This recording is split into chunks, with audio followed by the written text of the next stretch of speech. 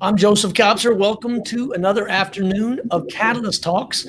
The whole point of this series is to interview people who are subject matter experts or thought leaders solving problems right now. Today, the topic is innovation, and the particular topic addresses the fact that we have currently tens of thousands of federal employees and military personnel who have been given orders to move, but all of that is right now frozen, and literally thousands of military personnel, many of them are living in hotel rooms in cramped conditions. Imagine how bad it is for you living in your home, stay at home, but imagine if you're out of your home.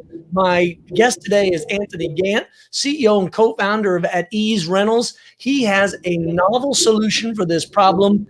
So let's get into it fast. We've got less than 10 minutes, Anthony. First of all, how are you and your family doing? And then let's get into what you've got with AtEase that might be able to help military and federal employees and their families. So how are you doing and what are you working on? I'm doing real good, Joseph. Thank you for having me on Catalyst today. The family and I were doing well. We did our social distancing and everyone's on up and up. So looking forward to talking with you today. So tell us more about AtEase, about what you were trying to do before COVID and now why it's so important that we get it right. So prior to COVID, what I was doing is working with different property managers who have listings on Airbnb, HomeAway, VRBO, and the different channels that exist for vacation rentals, and work with them to one, identify if the home is in compliance with federal lodging regulations, and two, if it's not helping get in compliance so that they can list their homes on AtEase and make them available to military families that are either traveling for a permanent change of station, which about 420,000 do annually, or for extended temporary duty travel, so like traveling for work.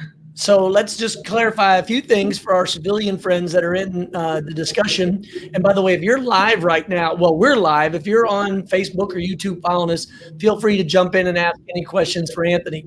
But specifically, what's unique about military travel or transition during a change of station is they have a set amount of money they're allowed to spend, and that money is provided by the military or the government. That what's also unique about it is they don't really get a choice about where they're moving to. So they have limited geography. And in the case of what they're actually allowed to spend money on, they have to be certified in terms of where they can be living based on federal regulations. Absolutely. Absolutely. That's correct. And if they want to get reimbursed and not come victim of punitive action, they want to make sure that they're standing, like you said, those homes that are certified or have been vetted by actual government agencies. In this case, it's going to be FEMA and the U.S. Fire Administration. So right.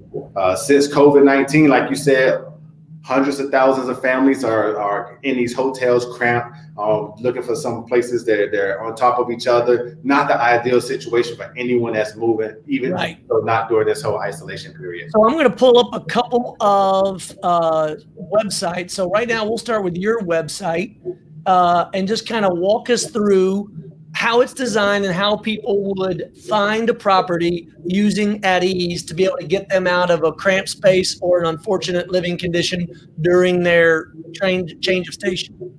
Yeah, so real easy. You go to the search bar. You can either search the locations where we're in right now, total of 15 cities, but we're steadily and constantly uploading and updating that information. Or you can scroll down like you're doing right here and just check out the different listings that we have.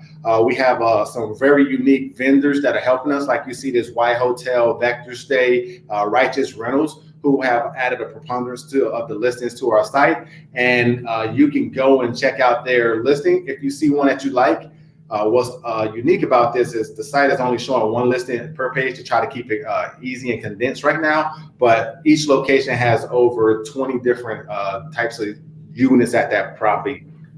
And the key is to make sure I understand, if you're traveling with your family or you're going on extended temporary duty, you don't necessarily have to just stay in a hotel.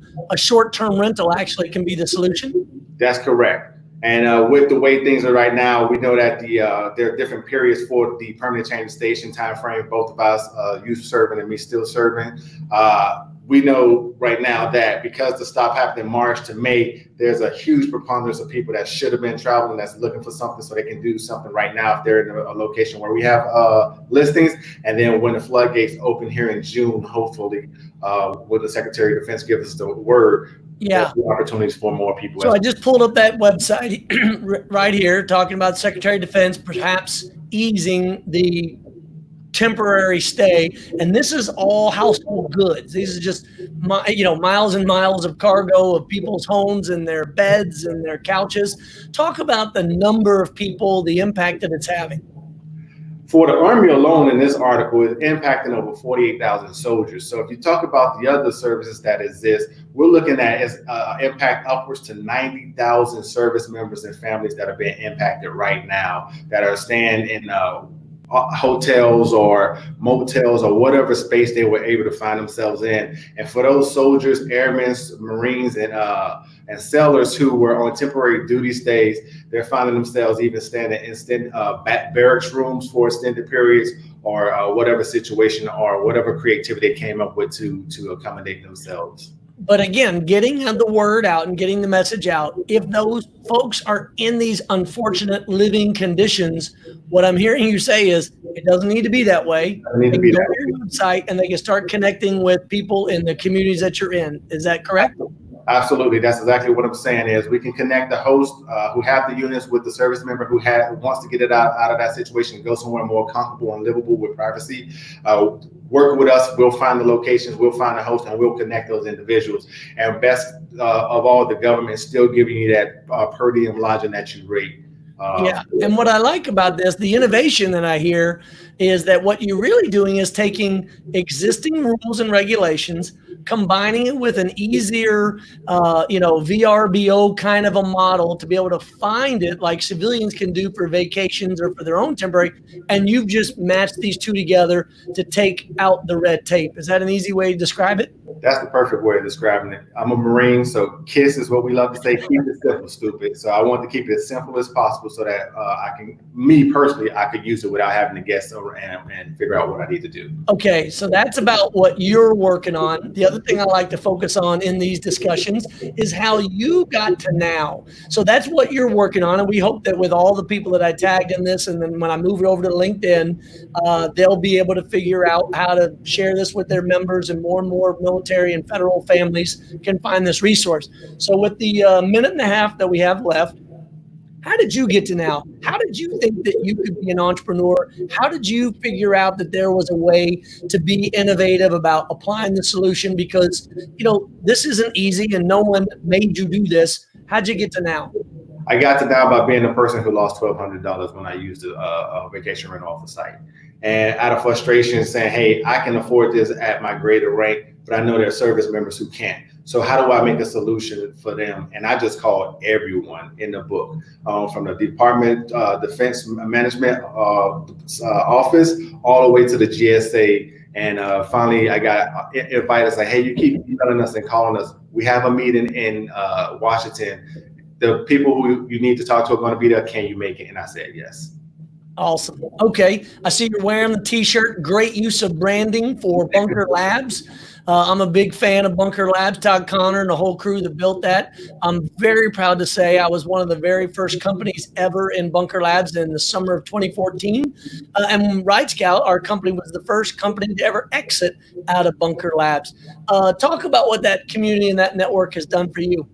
I can't even begin. So when I first came to one of the meetings, it had a couple of panelists that were just talking about, it was funny. It was a travel industry panel. And I was like, oh my God, this is perfect. And after going to a couple of the bunker brews that they had monthly, I applied for the veteran in residence program. I was fortunate to become one of the 10 companies that was picked up. And it's just opened up resources, both tangible and intangible resources that I could have never found on my own. It's made the introductions to people like you. You came to one of the events and spoke to us, and it was like, hey, talk to him. He's doing the same thing you're doing. He was an ROTC, you're ROTC. He started a business, you started a business. So those connections that you can't get on your own, Bunker Labs they just put them all in one place. And I just had the fortunate opportunity of taking advantage of every single one and continue to do so.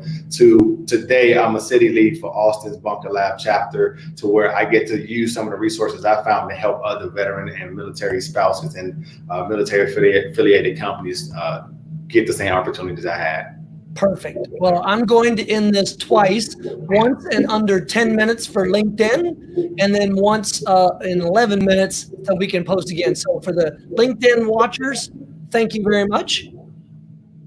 And now for everybody else after the 10-minute mark, you're a perfect example, Anthony, of what people that are associated with innovation. You're also a Capital Factory company too. Is that correct? That's correct. Capital Factory by way of Div Inc. So the programs that exist in Austin are amazing. I was going to do the startup and resident with Capital Factory, but I felt at the time when it was offered to me that I couldn't commit to it because I'm still active duty. So we are working. Once I get my retirement papers, then hopefully I won't need it by then. But if I do, that'll be an opportunity for me to go into following my retirement. Fantastic. Well, I want to thank you for being on, sharing your story, Anthony. You're an inspiration. And as I like to say, people will be what they can see. And I hope a lot of other opportunities arise for other people who see problems like you saw with the fact that you got charged that $1,200 when, in fact, the innovation you figured out is that the regulations allow it in certain ways if you just connect people with technology in the right way to solve their problems. Thanks for being on, Anthony. Appreciate your time. Absolutely. And thank you for not only doing this, but also for being one of my mentors that helped me from time to time. So I appreciate that. Thank you. Always happy to help. Take care. You too.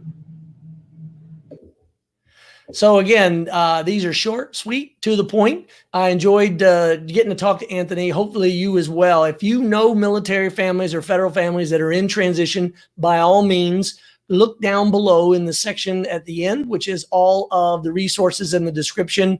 Share those with others. Share those with those military families, because AtEase is something I know that Amy and I wish we had over the years, but just didn't have or exist at the time. And then lastly, as a part of these Catalyst Talks, if there are companies, ideas, or people that you would think would be a great story to tell, please contact me, as you all have. I've gotten emails and LinkedIn messages and texts.